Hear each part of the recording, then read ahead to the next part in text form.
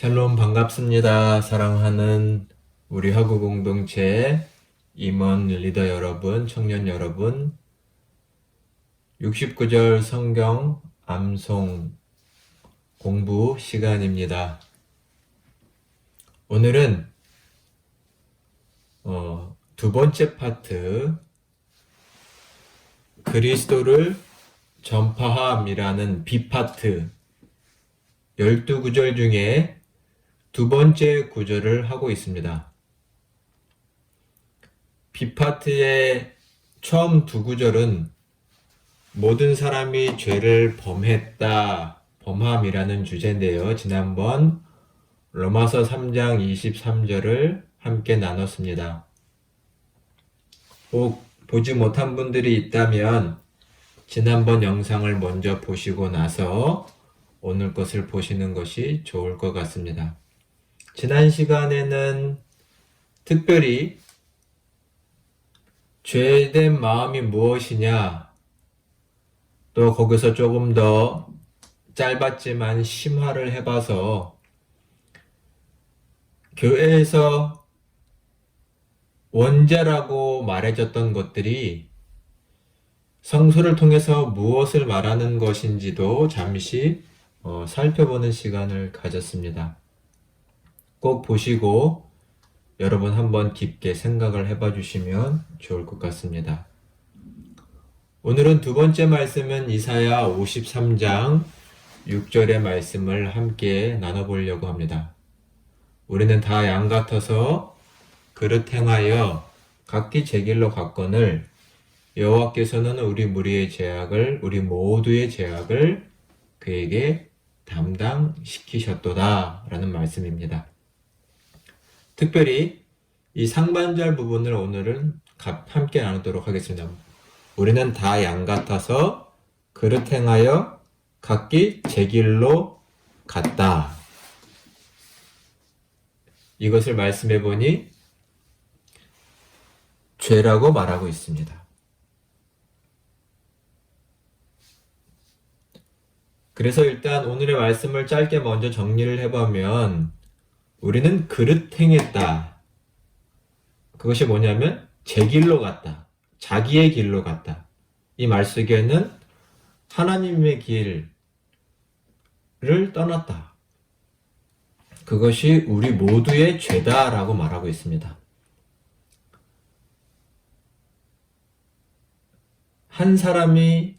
몇몇 사람이 그릇 행하고 제 길로 간 것이 아니라 모두가 그렇게 행했다라고 이 말씀에서 말하고 있죠.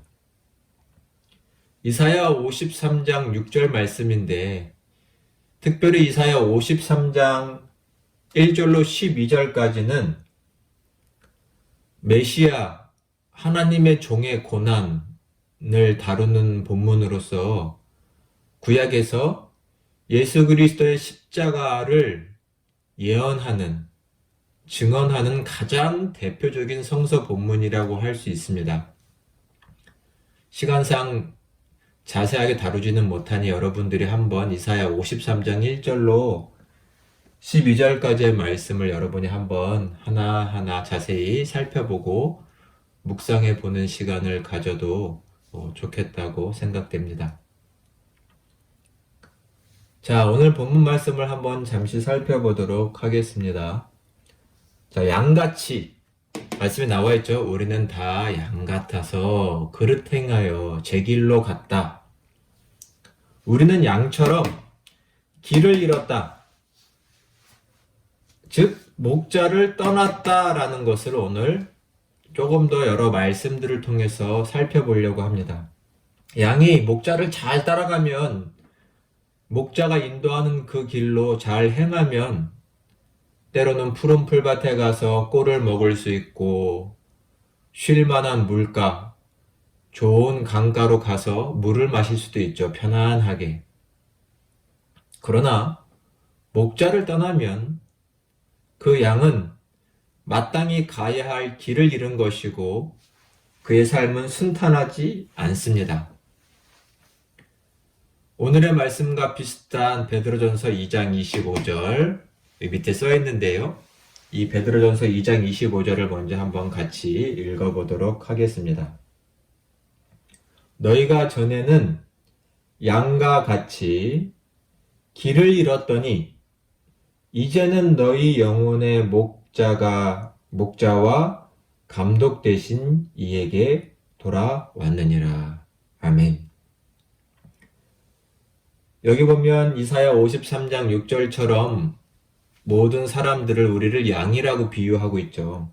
너희가 전에는, 즉 하나님을, 예수님을 만나기 전에는 양처럼 길을 잃었죠. 즉 목자를 따라가지 않은 것은 길을 잃은 것입니다. 이제는 너희 영혼의 목자 되신 하나님께 돌아왔다라고 하면서 그리스도인의 현존을 말하고 있는 것이죠. 하나님께 돌아온 삶, 목자에 돌아온 삶. 참으로 귀한 말씀이라고 생각이 됩니다. 마치 탕자가 생각나죠. 부모를 떠났다가 다시금 돌아온 그런 모습을 양과 목자에 비유하고 있는 두 말씀이라고 생각이 됩니다. 이 말씀들 꼭 잘 외워주시고 기억해 주시면 좋을 것 같아요. 자, 그러면 길을 잃은 양, 목자를 떠난 양의 모습을 오늘은 두 가지로 살펴보겠습니다. 첫 번째는 예수님을 목자로 인정하지 않는 인간의 모습입니다. 하나님을 목자로 인정하지 않으니 그 목자를 따라가지 않는 것이죠. 우리가 잘 아는 일단 시편의 23편 말씀을 한번 찾아볼까요? 사람을 양으로 하나님을 목자로 비유한 아주 대표적인 말씀이 시편 23편입니다. 우리가 어릴 적부터 교회 학교에서 외웠고 노래했던 말씀이죠. 시편 23편 1, 2절 같이 한번 찾아서 봉독하겠습니다. 여호와는 나의 목자시니 내게 부족함이 없으리로다. 그가 나를 푸른 풀밭에 누이시며 쉴만한 물가로 인도하시는도다. 일단 여기서는 여호와 하나님이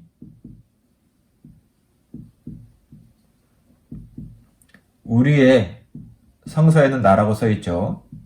우리의 목자시다라고 분명히 증언하고 있습니다. 하나님이 우리의 목자시다. 이 목자가 하시는 일은 뭐죠? 첫 번째로 써있는 것처럼 이 절에 푸른 풀밭으로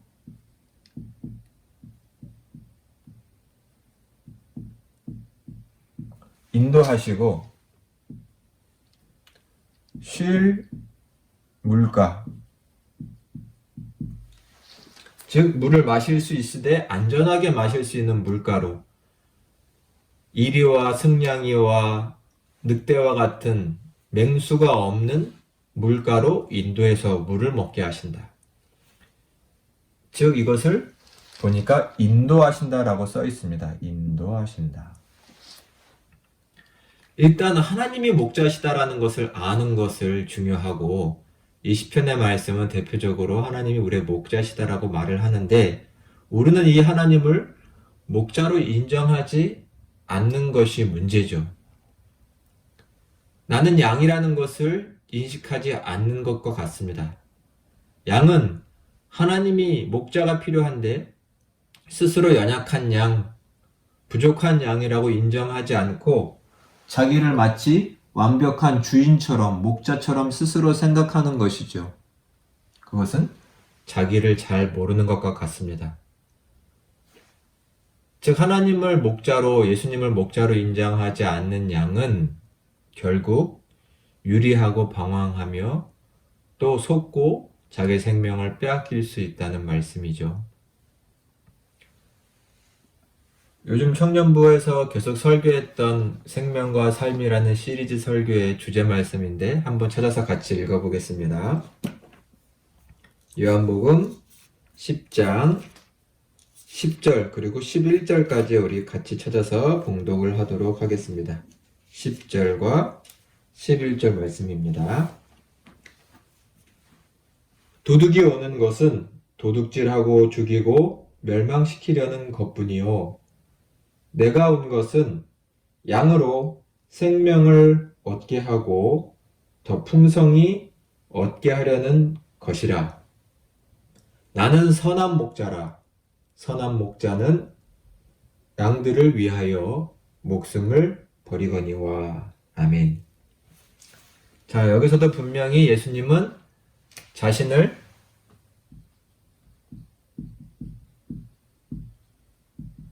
선한 목자라고 말씀하고 계십니다. 선한 목자다. 이 선한 목자가 하시는 일은 뭐죠? 일단 10절에 보면 양의 생명을 지켜주죠. 양이 태어나게 하는 것도 목자요. 그 생명을 잘 간직하고 살게 하는 것도 목자고, 또 여기서 보면 양이 생명을 풍성하게 한다 라고, 여기까지는 비유적인 설명이고요. 11절에 보면 뭐냐면 이 선한 목자는 심지어 양을 위해서 결국 목숨을 바치는 목자입니다. 비유적으로는 이리와 사자와 늑대가 나타나면 목숨을 걸고 싸우는 목자라고 할 수 있고, 십자가에서 우리 모든 사람의 죄를 위하여 죽으신 그분을 말하기도 하죠.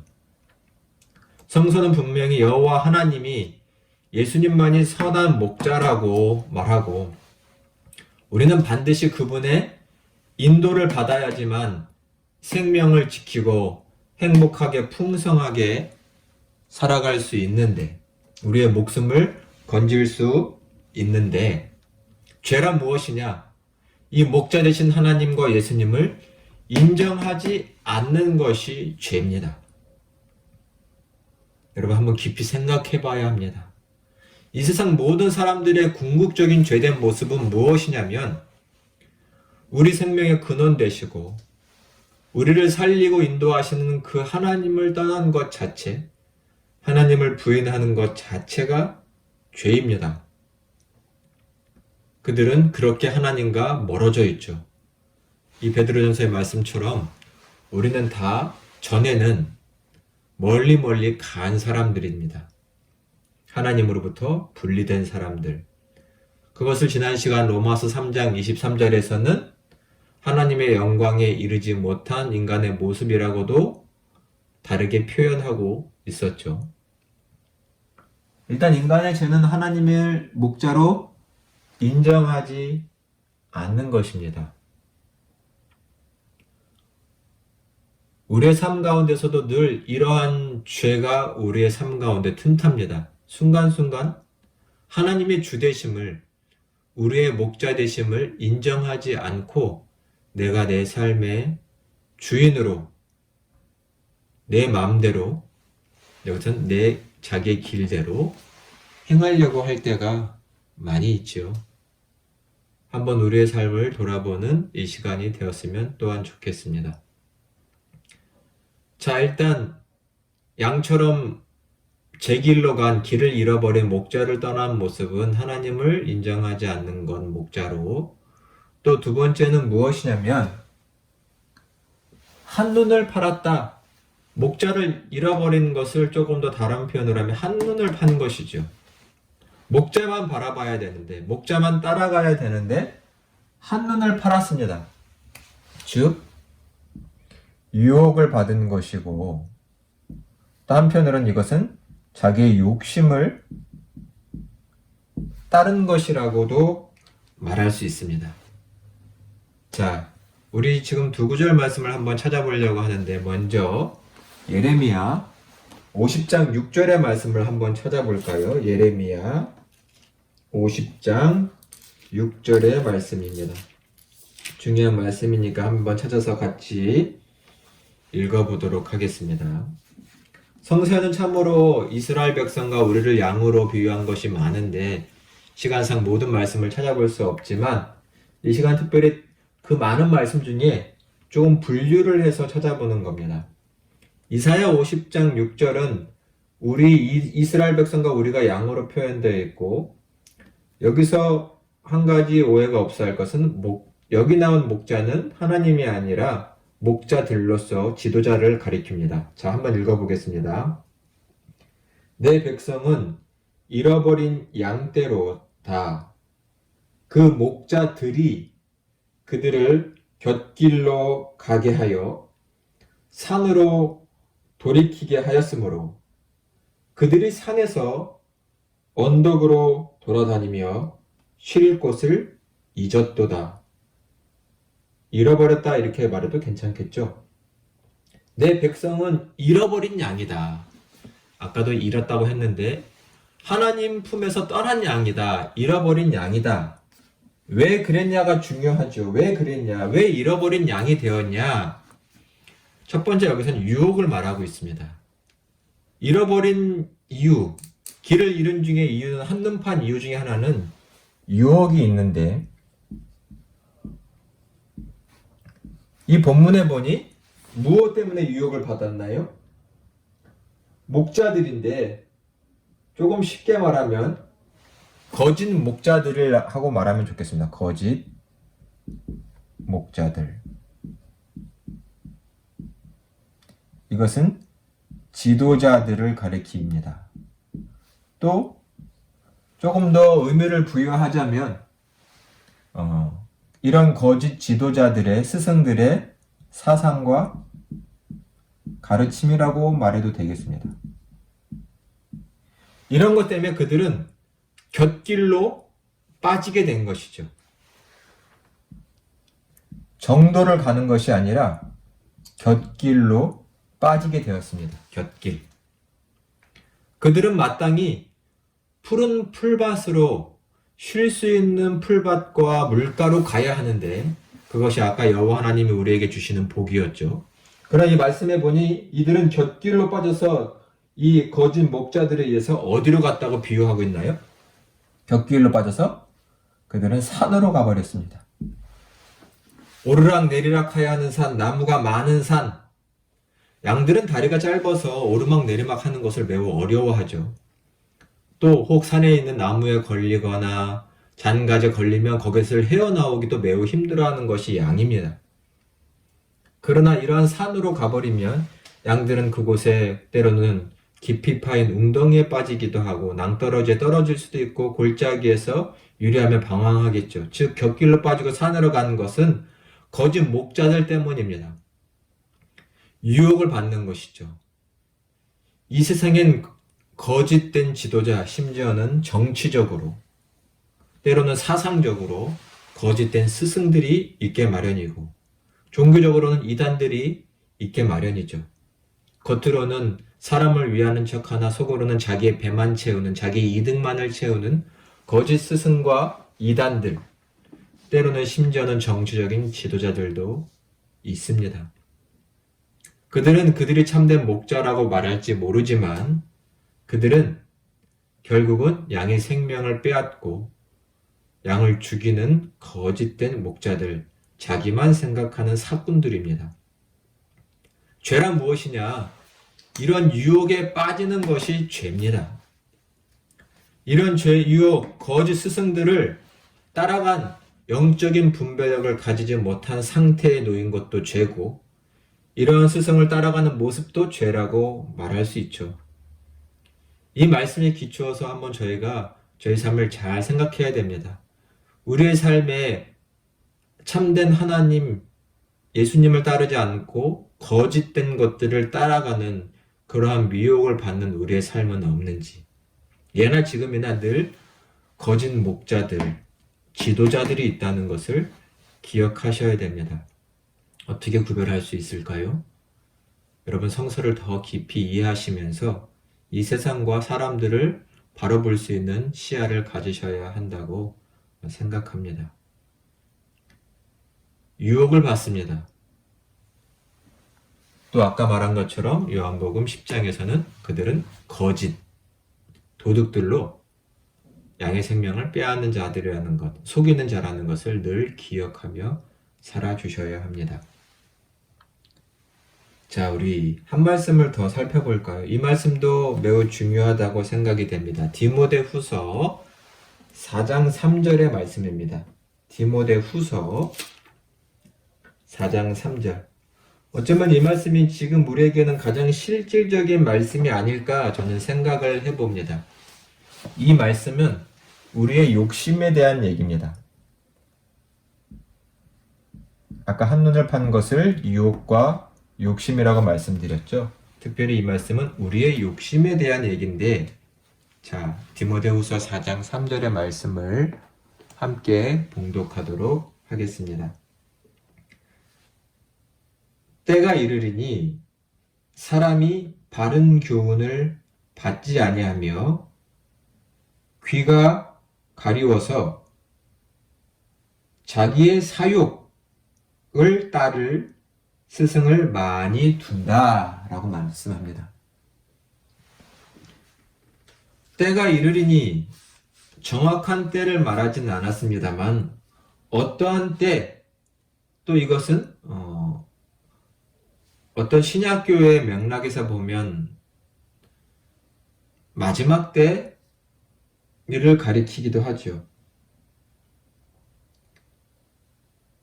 자, 1, 2절 말씀을 맥락상 같이 한번 먼저 같이 읽어보겠습니다. 1절, 2절도 함께 보겠습니다. 사도 바울이 디모데에게 권면하기를, 자, 1절입니다. 하나님 앞과 살아있는 자와 죽은 자를 심판하실 그리스도 예수 앞에서 그의 나타나실 것과 그의 나라를 두고 엄히 명하노니 너는 말씀을 전파하라. 때를 얻든지 못 얻든지 항상 힘쓰라. 범사의 오래 참음과 가르침으로 경책하며 경계하며 권하라. 즉 말씀을 열심히 가르치라, 말씀을 전파하라는 권면입니다. 그것을 어떻게 해요? 하나님 앞에서, 산자와 죽은 자를 심판하실 그리스도 예수 앞에서 하나님을 의식하면서 그분을 두려워하면서 말씀을 전파라고 합니다.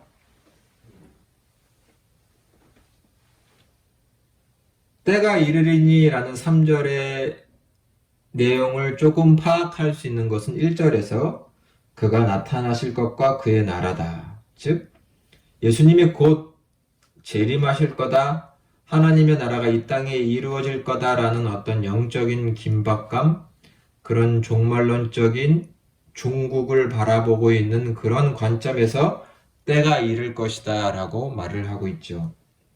중요한 건 뭐냐면 그때의 사람들의 모습입니다. 사람들이 뭐라고 써있냐면 바른 교훈을 받지 않을 것이다. 그리고 뭐라고 써있냐면 자기의 사욕을 따를 스승을, 자신의 사욕, 즉 욕심이죠. 사욕을 따른다고 했는데, 즉 그런 사욕을 지지할 스승만을 두려고 합니다. 사실 엄밀히 말하면 이런 내용에서는 스승이라고 말하기는 조금 어렵죠. 여하튼 말씀해 보면 자기의 사욕과 욕심을 지지해 줄 스승만을 두려고 합니다. 즉 자기의 욕심, 이런 것을 버릴 수 없다는 것이죠. 그저 세상 사람들은 자기가 행하는 일을 비판하거나 훈계하려고 하거나 가르치려고 하는 이런 스승을 두려고 한다기보다는 자기의 욕심과 자기의 계획과 목표를 그대로 인정해주고 지지해주고 그런 사람들만을 옆에 두려고 한다는 것입니다. 이것을 다른 말로 하면, 즉 바른 길, 아까 말씀에 바른 교훈이라고 했죠. 바른 길, 교훈을 배울 생각이 없는 것입니다.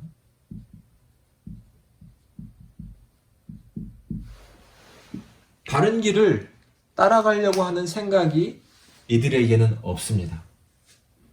그들에게 중요한 것은 뭐냐면 그들의 욕심이고 이 욕심에 근거한 목표일 뿐이고, 그것을 옳다 잘한다 그저 지지할 사람들, 굳이 표현하면 그런 스승들을 두고 싶어 하지 참길 참교훈을 가르치고, 즉 여호와 하나님과 예수님을 가르쳐 줄 그런 목자, 또 그러한 궁극적으로 하나님을 목자 삼게 인도할 그런 스승과 멘토를 두기를 싫어한다.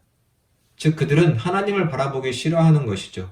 한눈을 팔아서 자기의 욕심에만 집착하는 모습을 인간의 모습, 인간의 죄된 모습이라고 말할 수 있을 겁니다. 저희는 어떤가요? 저희도 이러한 모습이 있지 않나요? 우리는 내 목표와 욕심을 지지해주는 사람을 옆에 두기를 원하지, 내게 쓴소리, 바른 소리, 참된 가르침을 주는 사람들을 가까이 하려고 하지 않는 경향들이 있습니다. 이것을 성서는 교만이라고도 말하지요. 하지만 이것이 죄인된 모습일 수도 있지만 하나님께서는 그런 모습에서 떠나라 라고 말씀하고 계십니다. 자, 모든 사람이 죄를 범했다는 내용을 다시 한번 우리 이 시간 정리하고 마쳐보려고 합니다. 우리는 다 양 같아서 그릇 행하여 각기 제 길로 갔다. 우리는 그릇 행했습니다. 그릇. 이것은 다른 말로 하면 제 길로 가는 것이고, 성서는 이것은 죄라고 말하는데 한두 명의 죄가 아니라 우리 모두가 다 죄인이다 라고 죄를 범했다 라고 말을 합니다. 즉 이것은 오늘 본문의 말씀에 양과 목자로서 비유가 되고 있는데요. 양이 길을 잃게 되었습니다. 마땅히 가야 할 길을 잃었고 거기서 돌아오는 것이 중요하죠. 일단 어떻게 길을 잃었을까요? 먼저는 자신의 존재됨을 알지 못합니다. 자신이 양이고 양인 자기는 목자가 필요한데 하나님과 예수님을 목자로 인정하지 않는 것이 큰 잘못입니다. 일단 하나님과 예수님을 목자로 인정해야 되죠.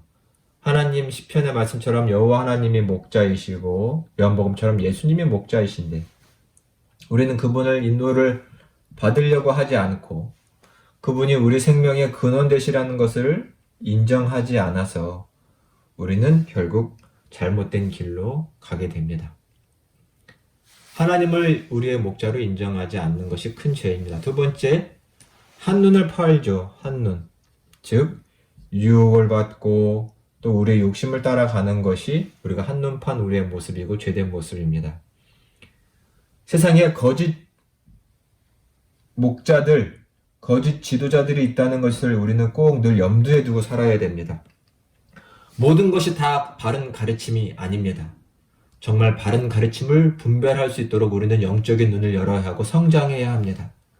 그들은 우리를 들은 풀밭으로 물가로 인도하는 것이 아니라 거친 산으로 인도하여 우리의 삶을 매우 힘들게 하고 우리를 수탈합니다.